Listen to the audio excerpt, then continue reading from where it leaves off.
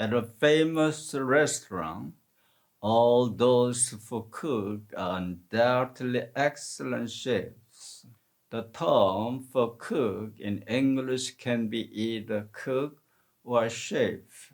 While both read individuals who prepare delicious food, there is a significant difference in their professional standing and expertise. Sometimes not understanding this difference can lead to awkward or embarrassing situations.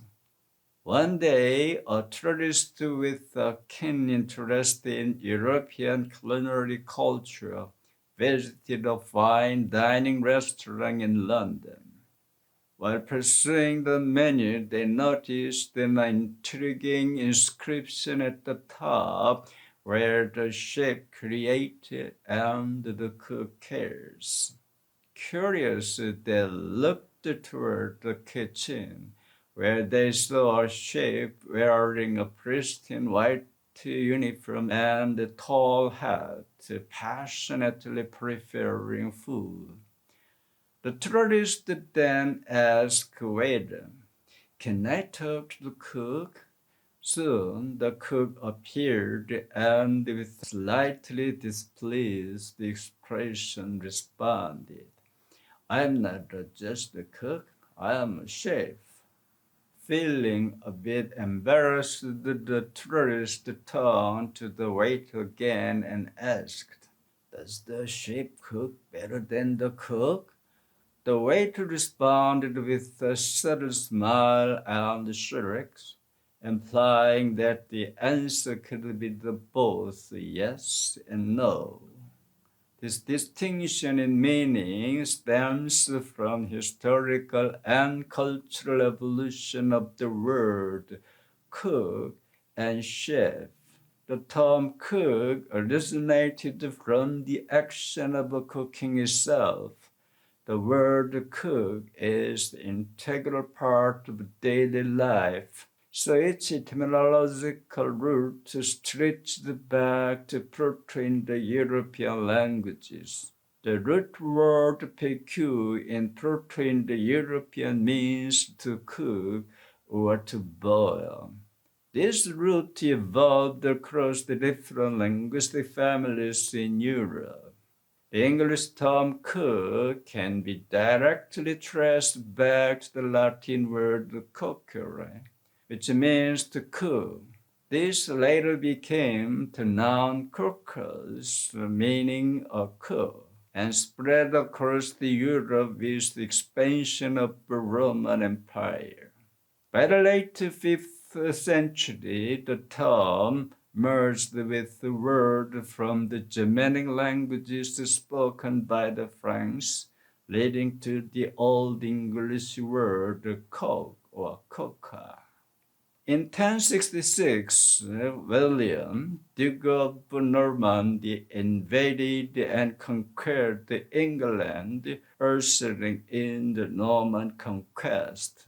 This event marked the beginning of the Middle English period, during which the language was heavily influenced by French, the language of the ruling class. The French word cook was adopted into English as a cook and later evolved into cook. However, at that time, cooks were not as highly regarded as they are today. Cooking was often considered the work of a serf or household servant. However, within royal courts and noble houses, cooks received special treatment, since preparing meals for the king meant controlling his life or death. Royal chefs were carefully chosen and highly trusted with the court. For example, Napoleon Bonaparte always traveled with his personal chef, Ferdinand, even during military campaigns. It is said that Dunant prepared Napoleon's favorite dish, chicken meringue, on the battlefield. Similarly, Queen Victoria of England was fond of French cuisine and hired French chefs in her royal kitchen. The famous Victoria sponge cake was created by one of these chefs and later became a beloved British dessert. During the reign of Louis XIV of France, lavish banquet became a symbol of power and wealth. The Sun King delighted in extravagant feast, employing the finest ships in France. This led to the emergence of a structured kitchen system within royal court, where different ships were assigned specialized roles. At this point, the head of a kitchen was no longer seen as mere cook, but as a leader, giving rise to the title chef of cuisine. This brigade de cuisine system was later refined by George Augusto Espiero, one of the greatest chefs of the time. Escopiero transformed the kitchen into hierarchical and highly efficient organization, much like a military brigade. Under this system, chef de cuisine became the designated term for the head chef, distinguishing them from the regular cooks. As a result, French chefs gained worldwide fame in the 18th and 19th centuries, elevating their status from mere cooks to the artists of gastronomy. Marie-Antoine Carême, regarded as the world's first celebrity chef, popularized the grand cuisine at the high art of French cooking. The word chef itself has nothing to do with the cooking its original meaning. It comes from the Latin word captu, meaning head. This word later evolved in Old French into chef, meaning leader, and chef, meaning head of a kitchen. While the chef became associated with the leadership role in society, chef became the exclusive to the culinary world. Today, the distinction between cook and chef continues to evolve. A cook generally refers to someone who follows the traditional recipes, whereas a chef is seen as an innovator who creates culinary art. This explains why the famous London restaurant had the motto, "Where the chef creates and the cook cares." The word cook, meaning to prepare food, has evolved in various meanings depending on the method of cooking. Cooking techniques have always adapted to different social and cultural environments, leading to the creation of unexpected words. One of the interesting examples is the word biscuit, which we enjoy today. Long ago, sailors prepared for long voyages needed non-perishable emergency food that was easy to carry. Since the food could spoil, they could rebake already cooked food to make it crisper and more durable before setting sail. This process led to the invention of the biscuit.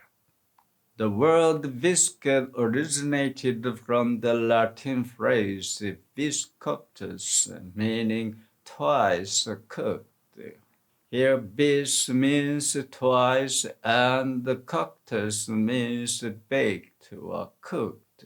However, this term itself is derived from the Latin coquere, which means to cook. Therefore, the word biscuit essentially means twice cooked food. Unlike bread, biscuit contained almost no moisture, making them ideal for long-term storage. This made them staple for Roman soldiers during battles and for travelers as a part of a food source. Biscuit became essential for sailors embarking on long voyages, earning the name sailor's biscuit. This biscuit was extremely hard and dry, prioritizing preservation and nutrition over taste and texture. In fact, the biscuit was so hard that sailors often joked about whether they were meant for eating or for use as a weapon. Some sailors even threw them at each other to relieve stress, a practice known as a heart attack fight. There are even historical records of injuries resulting from these biscuit battles.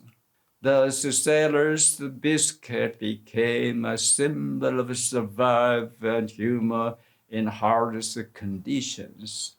As time passed, the heart attack biscuit evolved. By the 17th and 18th centuries, the sugar and butter were introduced into biscuit making, paving the way for modern biscuits. In Britain, this improved the biscuit became an integral part of afternoon tea culture. As tea time gained popularity among the upper class, biscuits were widely embraced as a refined snack. A key moment in biscuit history was the rise of a digestive biscuit, which was promoted as a healthy food. This led to the famous saying, "Life is short, eat the biscuit first." In France, biscuit, pronounced the biscuit in French, became softer and sweeter than their British counterpart. French patisseries introduced a variety of high-end biscuits and cookies, making them essential to gourmet dessert. The 19th century Industrial Revolution transformed the biscuit production. With massive production, biscuits became cheaper and more accessible. The development of metal tins allowed biscuit to be stored fresh for a longer period, leading to their export across the world.